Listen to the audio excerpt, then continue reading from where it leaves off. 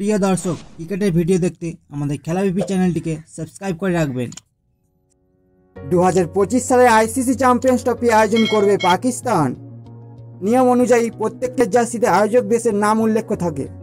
তবে media report থেকে জানা যাচ্ছে বিসিসিআই সিদ্ধান্ত নিয়েছে যে ভারতীয় দলের জার্সিতে পাকিস্তান শব্দটি উল্লেখ করা হবে না, কারণ ভারত ও পাকিস্তানের মধ্যে রাজনৈতিক সম্পর্কের অবনতির কারণে বিসিসিআই আয়োজক দেশের নাম জার্সিতে রাখার বিষয়ে আপত্তি জানিয়েছে।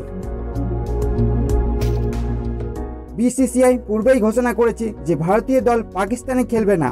ভারত তাদের ম্যাচগুলো সংযুক্ত আরব আমিরাতের দুবাইতে খেলবে, তাই তারা আয়োজক দেশের নাম জার্সিতে রাখার প্রয়োজনীয়তা বোধ করছে না। এই সিদ্ধান্তের ফলে নতুন বিতর্কের সৃষ্টি হয়েছে। পাকিস্তান ক্রিকেট বোর্ড পিসিবি এই বিষয়ে আপত্তি জানিয়েছে এবং আইসিসির হস্তক্ষেপ চেয়েছে। তবে বিসিসিআই তাদের অবস্থানে অনড় রয়েছে এবং জার্সিতে পাকিস্তানের নাম অন্তর্ভুক্ত না করার সিদ্ধান্তে অটল।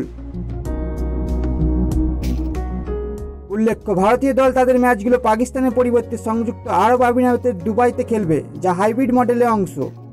এই পরিস্থিতিতে জার্সি বিতর্ক চ্যাম্পিয়ন্স ট্রফির আগে ভারত ও পাকিস্তান সম্পর্কের আরও একটি স্পর্শকাতর ইস্যু হয়ে দাঁড়িয়েছে।